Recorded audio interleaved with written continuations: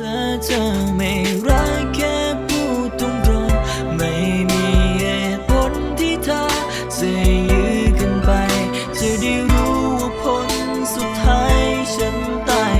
สวัสดีครับมาอยู่กับช่องเดอะระชาแนลอีกแล้วนะครับผมวันนี้ครับผมจะมาพูดถึงซีรีส์ The Gifted Generation นะครับผมในตอนอวสานก็จะบอกว่าคลิปนี้จะเป็นคลิปอะไรดีเป็นคลิปวิเคราะห์ด้วยแล้วก็สปอยด้วยละกันจริงๆแล้วก็ไม่มีอะไรให้วิเคราะห์แล้วเพราะว่าซีรีส์มันจบแล้วก็เฉลยตอนจบไปเรียบร้อยแล้วนะครับแต่ก็จะมาพูดอธิบายขยายความสักนิดสักหน่อยก็แล้วกันสำหรับใคร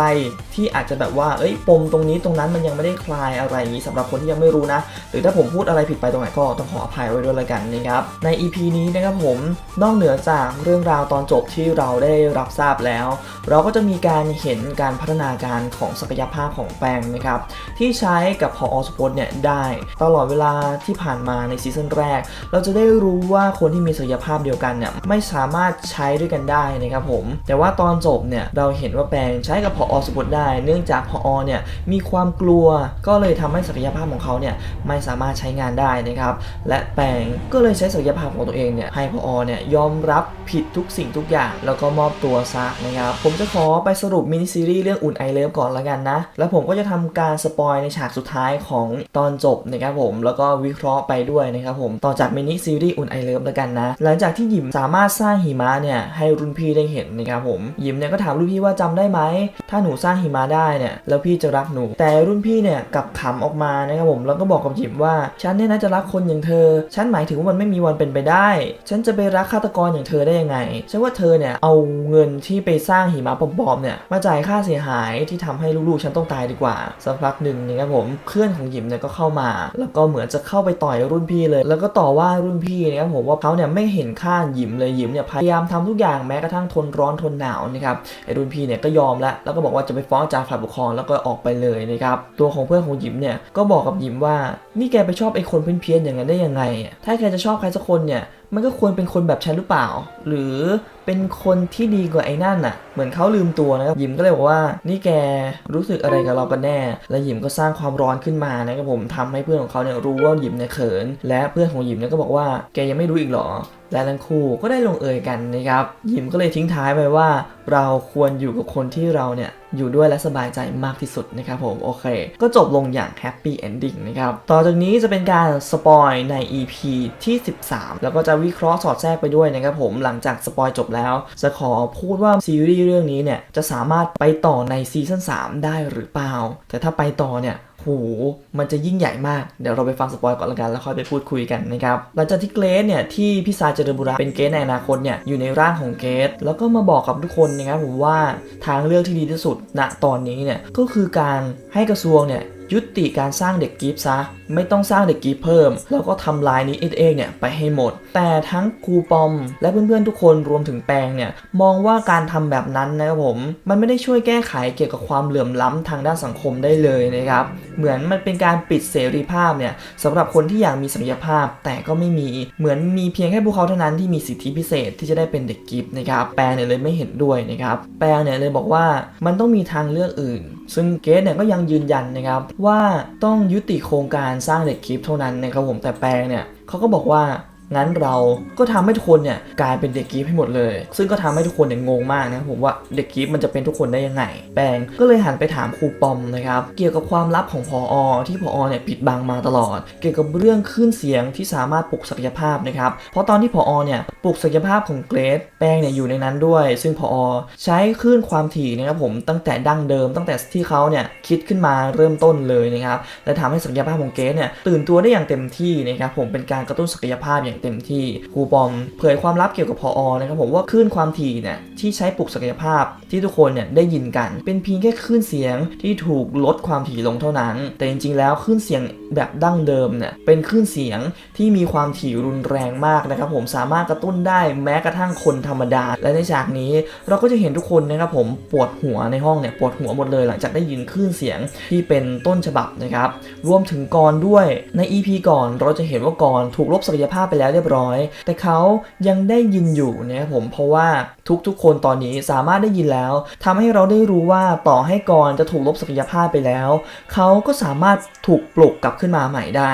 ซึ่งนี่ก็จะเป็นวิธีการแก้ไขสำหรับคนที่ติดไวรัสอยู่แล้วนะครับผมสำหรับคนที่ไม่เห็นทางซีรีส์เนี่ยจะเผยปมเกี่ยวกับการรักษาไวรัสเลยสำหรับคนที่ติดแล้วต้องกินยาตลอดชีวิตหรือเปล่าหรือต้องลบศักยภาพถ้าทุกคนเนี่ยไปลบศักยภาพก็สามารถปลุกกลับขึ้นมาอีกได้นะครับผมซึ่งดูก่อนเป็นตัวอย่างได้นะครับผมเพราะก่อนเนี่ยได้ยินเสียงคลื่นความถี่ก็ใช้ตัวคลื่นเสียงต้นฉบับเนี่ยปลุกศักยภาพให้กลับคืนมาได้เช่นเดียวกันนะครับหลังจากที่แปงเนี่ยรู้ว่าวิธีนี้สามารถปลุกศักยภาพของทุกคนได้นะครับซึ่งผอเนี่ยปกปิดเอาไว้แปงก็เลยจะใช้วิธีนี้นะครับผมสร้างเด็กกิฟต์ขึ้นมาใหม่ให้พวกเขาเนี่ยมีโอกาสเลือกที่จะเป็นเด็กกิฟต์ได้ทุกๆคนนะครับโดยที่ไม่ปิดกั้นเลยให้สิทธิ์ทุกๆคนนะครับแต่เกรซเนี่ยก็ยังไม่เห็นด้วยและเธอบอกว่าถ้าพี่ไม่เชื่อฉันจะทำให้มันไม่เกิดขึ้นเองนะครับและเกรซก็กำลังจะเดินออกไปไทม์เนี่ยก็ขวางเกรซเอาไว้แล้วก็เรียกเกรซพยายามปลุกเกรซนะครับผมให้ตื่นจากศักยภาพของตัวเองและเกรซก็หลุดเข้าไปในภวังค์นะครับตัวของเกรซในอนาคตหรือพี่ชายเนี่ยก็ถามเกรซว่านี่เธอต่อต้านฉันหรอทั้งเกรซในปัจจุบันและเกรซในอนาคตก็คุยกันเกรซเนี่ยก็บอกว่าฉันไม่อยากให้คุณมาควบคุมฉันอีกแล้วชีวิตเป็นของฉันจะขอเลือกเองและตัวของเกรซก็หลุดออกจากภวังค์ซึ่งเธอเนี่ยถูกเกรซในอนาคตเนี่ยควบคุมร่างนะครับผมตั้งแต่ตอนที่ผอเนี่ยปลุกศักยภาพใน EP ก่อนแล้วนะครับเกรซเนี่ยหลุดออกมาแล้วบอกว่าเขาไปแล้วตอนนี้มีแค่ฉันเท่านั้นจะมีแค่เราเท่านั้นและเกรซก็เลือกที่จะลบศักยภาพของตัวเองเนี่ยออกไปนะครับต่อมาแปงก็แยกตัวเองเนี่ยออกมาอยู่ที่ห้องประชุมนะครับผมแล้วก็เพื่อนๆเนี่ยก็กำลังประชุมกันอยู่ว่าจะลงมติเนี่ยตามที่แปงเนี่ยต้องการหรือเปล่าและน้ำตาลก็เข้ามาในห้องที่แปงอยู่นะครับน้ำตาลเข้ามายินดีกับชัยชนะของแปงด้วยแปงก็ถามว่านี่แกกลับมาแล้วหรอน้ำตาลก็เล่าให้กับแปงฟังนะครับผมว่าหลังจากที่ทุกเรื่องเนี่ยมันจบลงไปเวลามันผ่านไปเราเนี่ยก็เพิ่งมาคิดได้ว่าเรื่องทั้งหมดเนี่ยก็เป็นฝีมือของผอ.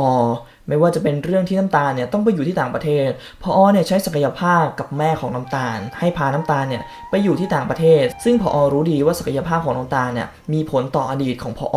ที่ปิดบังอยู่แปงก็เลยบอกกับน้ำตาลไปว่าเขายังไม่รู้เลยว่าคนอื่นเนี่ยจะเห็นด้วยกับแปงหรือเปล่าน้ำตาลก็เลยบอกว่าแต่ว่าเธอรู้เพราะว่าทุกคนฝากน้ำตาลมาบอกกับแปงว่าทุกคนเห็นด้วยกับแปงในเรื่องที่จะปล่อยคลื่นเสียงให้ทุกคนได้สามารถปลุกศักยภาพได้นะครับหลังจากนั้นแปงก็ปล่อยคลิปวิดีโอที่ตัวเองเนี่ยได้นั่งพูดตั้งแต่ใน EP แรกจนถึง EP สุดท้ายนะครับผมเป็นเรื่องราวทั้งหมดที่เขาเนี่ยรวบรวมมาพูดเอาไว้และปล่อยให้ทุกคนได้รับฟังเกี่ยวกับเรื่องราวที่มันเกิดขึ้นเกี่ยวกับการเปลี่ยนแปลงที่มันจะเกิดขึ้นในอนาคตรวมถึงเรื่องที่ว่าให้ทุกคนเนี่ยเลือกที่จะเป็นเด็กกิฟต์ได้ถ้าใครอยากเป็นเด็กกิฟต์ก็สามารถดาวน์โหลดไฟล์เพื่อไปปลุกศักยภาพของตัวเองได้แต่ถ้าใครไม่พอใจกับศักยภาพของตัวเองเขาก็มีทางเลือกที่จะลบศักยภาพนั้นออกได้นะครับเพราะว่าเขามีเครื่องลบศักยภาพแล้วเป็นที่เรียบร้อยหลังจากนั้นเราก็จะได้เห็นว่าเด็กทุกคนนะครับผมที่ได้รับไฟล์กำลังจะกดดาวน์โหลดไฟล์เพื่อเปิดเครื่องเสียงเพื่อปลุกศักยภาพของตัวเองและทางซีรีส์ก็ได้จบลงครับเป็นยังไงกันบ้างล่ะครับผมกับการจบลงของซีซั่น2แบบนี้นะครับผมซึ่งถ้าถามตัวของผมเองแล้วเนี่ยผมคิดว่ามันก็ดีนะสร้างสิทธิให้กับทุกๆคนเนี่ยได้มีศักยภาพหมดเลยแต่ถ้าศักยภาพเนี่ยมันเกิดขึ้นกับคนไม่ดีก็อาจจะมีการก่อวินาศกรรมก่อการโจรกรรมก่อการทำสร้างคดีความอะไรอย่างนี้เกิดขึ้นนะครับซึ่งตรงนั้นก็ต้องแบบว่าอาจจะคล้ายๆกับพวก X-Men เลยที่จะเป็นกลุ่มของผู้มีพลังพิเศษที่เป็นกลุ่มคนดีไปปกป้องพวกคนธรรมดาที่ถูกพวกมีพลังพิเศษเนี่ยที่เป็นพวกคนชั่วอะไรอย่างนี้ถ้ามีภาคต่อแล้วทุกคนเนี่ยถูกปลุกศักยภาพหมดเลยนะครับเราจะเห็นคล้ายๆกับหนังซูเปอร์ฮีโร่แน่นอนเลยคือทุกคนมีศักยภาพหมดผมรู้สึกว่าโลกมันจะค่อนข้างที่จะวุ่นวายนะถ้ามีในซีซั่น3เนี่ยอาจจะต้องมาแก้ไขณจุดนี้ว่าการปล่อยคลื่นเสียงออกไปแล้วทุกคนเนี่ยปลุกศักยภาพของตัวเองหมดเลยอะไรอย่างนี้นะครับมันก็ต้องมีปัญหาเกิดขึ้นในอนาคตอย่างแน่นอนและตอนนั้นเนี่ยเกรซในอนาคตก็คงมาช่วยไม่ได้แล้วเพราะเกรซลบศักยภาพของตัวเองทิ้งไปแล้วเรียบร้อยนะครับผมและเราก็จะได้เห็นนะครับผมรัฐมนตรีกระทรวงคนใหม่ที่ได้ขึ้นมาแทนผอ.สุพจน์นะครับเขาก็ยืนดูคลิปที่แปลเนี่ยปล่อยออกมาด้วยถ้ามีซีซั่น3ก็อาจจะมีบทบาทหรืออาจจะเปลี่ยนเรื่องไปเลยหรืออาจจะไม่มีซีซั่น3แล้วก็ได้นะครับผมแล้วพวกคุณล่ะครับผมคิดเห็นอย่างไรกับตอนจบของ The Gifted Generation ในตอนอวสานนี้ชอบหรือไม่ชอบมีเหตุผลอย่างไรก็ลองคอมเมนต์กันเข้ามาดูและใครอยากให้มีซีซั่น3ต่อก็ลองคอมเมนต์กันเข้ามาดูแล้วกันนะครับผมฟีดแบ็กดีๆเนี่ยเขาอาจจะกลับมาสร้างอีกก็ได้แต่มันจะเป็นยังไง มันจะเป็นแบบทุกคนมีศักยภาพกันแทบทุกคนแล้วอะไรเงี้ยมันจะเป็นอย่างไรต่อไปผมว่าโลกต้องวุ่นวายมากๆแน่เลยนะครับผมโอเคคลิปนี้ยังไม่ส่งท้ายนะครับผมกับเรื่อง The Gifted Generation เพราะว่าถ้ามีโอกาสผมจะกลับมาทำคลิปว่าในซีซั่น3นะครับถ้ามีจริงๆเรื่องราวมันจะเป็นอย่างไรต่อไปและใครจะได้ไปต่อบ้างในซีซั่นหน้าเดี๋ยวจะมาโนพูดคุยกันแล้วกันนะเนื้อหาในคลิปนี้ไม่มีอะไรมากมายครับไม่ได้วิเคราะห์อะไรมากมายนะเป็นการสปอยซะส่วนใหญ่ถ้าเนื้อหาตรงไหนผิดพลาดประการใดก็ขออภัยไว้ณที่นี้ด้วยกันอย่าลืมกดไลค์กด Subscribe กดแชร์กันด้วยอย่าลืมกดกระดิ่งเพื่อไม่ให้พลาดคลิปต่อไปแล้วเจอกันใหม่ในคลิปหน้าสำหรับวันนี้ไปแล้วครับฝากกดติดตามกดไลค์กดแชร์กด Subscribe